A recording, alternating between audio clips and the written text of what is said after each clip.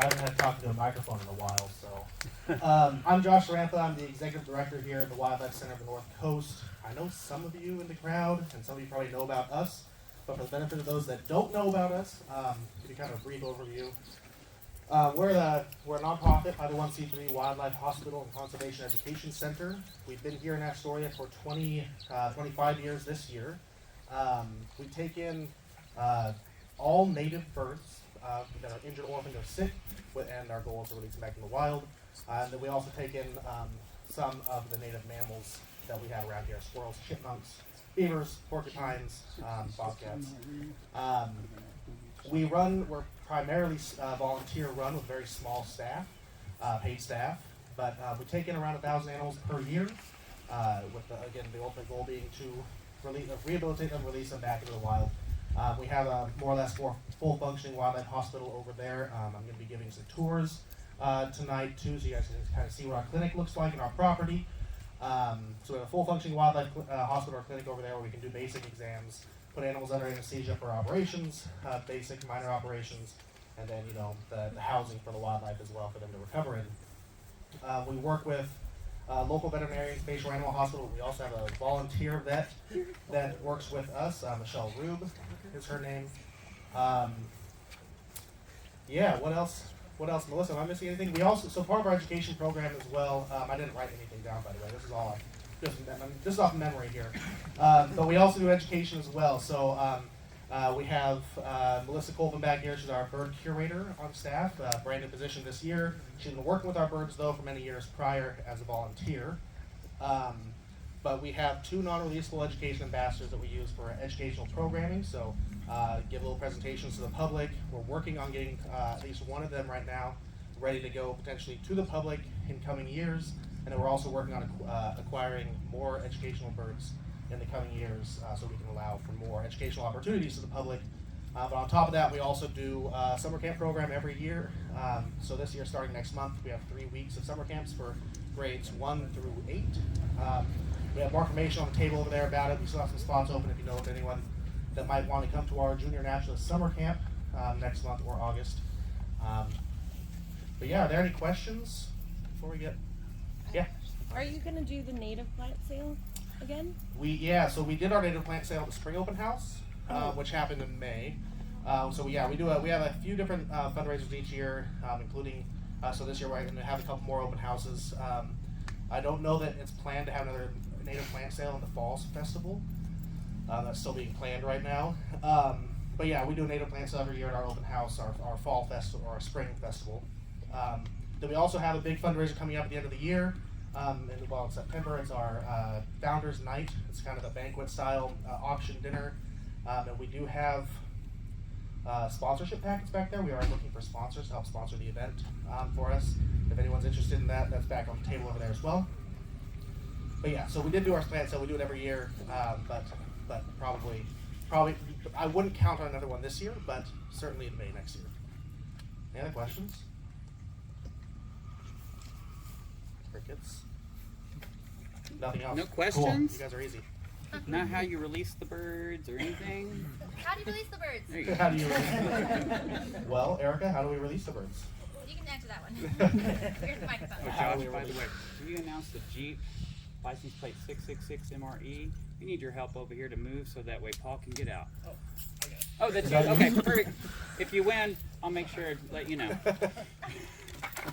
We release the birds by opening a kennel and letting them go out and fly off. It's pretty straightforward. Do you try to put them near where you found them or where they were found? Yeah, for the most part, if that's probably one of our bigger struggles with releases too, is trying to get them back to where they came from, because we cover a fairly large geographic zone down to Newport, as we're able to with volunteer help. So if we get animals that are from Newport, we do our best to release them back, or anywhere really, back to where they're found. So we're also always looking for volunteers, especially people that would be willing to drive for us. So we do have cards on the table here for our volunteer coordinator. If you're interested, you can shoot her an email. She can get you on the list.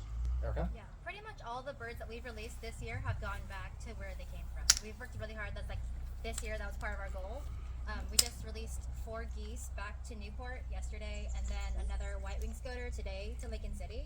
So people do drive great distances, and they show up. Yeah. Do you track them? Do No. you keep tabs?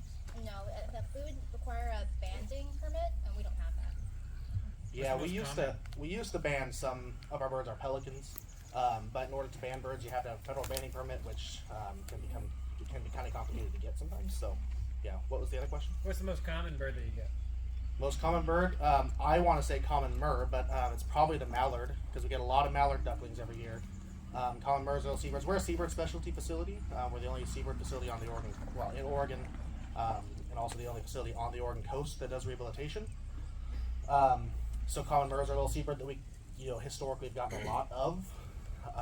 But yeah, I guess mallards are probably also a close one because we get hundreds each year. So. What's the average length of time you keep a bird here, usually?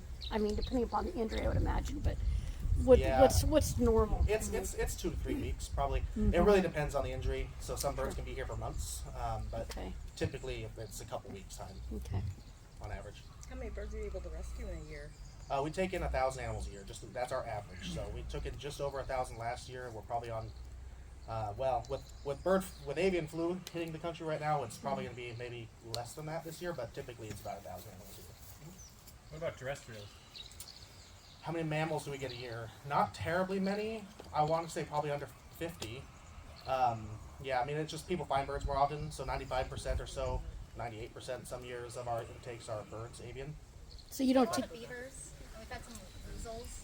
There's a lot of type of animals we can't take. Like we can't help coyotes, and those kind of things get directly to ODFW for assistance. But like non-invasive, non-native, we also are not allowed to rehab. So yeah. So what about like raccoons and possums? So possums are considered invasive, so we can't rehabilitate possums. But raccoons, we don't have the facilities for it. And they have parasites that can be deadly to people, so we just choose not to. But yeah, we do, a handful of the mammals come in cycles, sort of. So like certain times of years we get, this time of year too, especially or spring, I guess, we get beavers that have been washed out to the ocean, from big, storm waters, and then they drink too much salt water, get salt toxic, or get disoriented because their instincts go towards the water. So we get a lot of beavers that way. The occasional bobcat, like one every probably, maybe 5 to 7 years we'll get a bobcat. But yeah, we don't do deer or elk or bears. But the smaller mammals that you see. What was that? Any skunks? We have had skunks. Again, we just don't get very many of them, but we do treat skunks. Have you ever gotten sprayed? Yes, I have.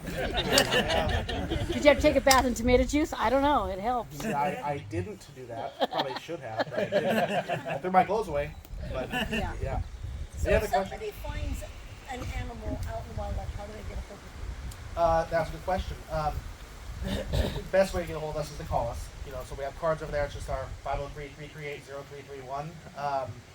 But we've had people call their local non-emergency dispatch number, and they can patch it through to us or get you our number. You can search us online to get our phone number. We don't recommend people email us or Facebook us with wildlife rescues because those just won't get timely response. But just calling us is the easiest way. Is there a reason you don't rehab deers? Yes.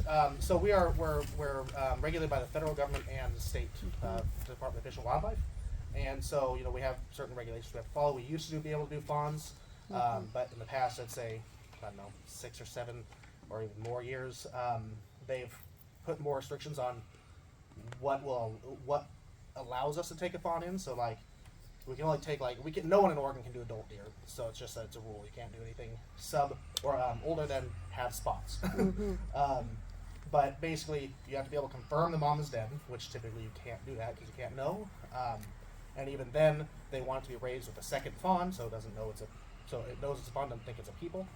But they also don't allow transfer of a fawn from a different rehab center to our facility to raise with it because that's possibly spreading disease from one facility to another. And so then it just becomes almost impossible to successfully rehabilitate them. Yeah. Because it's a game animal. Yeah. There's a lot of restrictions on game animals. Anything else? Any questions? Cool. Scott's itching to get some prizes out. I know. I'm ready itching to do some prizes, and we're itching to do some tours as well, right? Yep. All right. So just to let y'all know before we draw some prizes, we're gonna break up into a couple different groups. So we're gonna do tour number 1, and then you guys come back. We'll do another raffle, and then the next group can go and do another tour. We'll come back, do another raffle. I believe you're gonna get to see Cormy on the tour.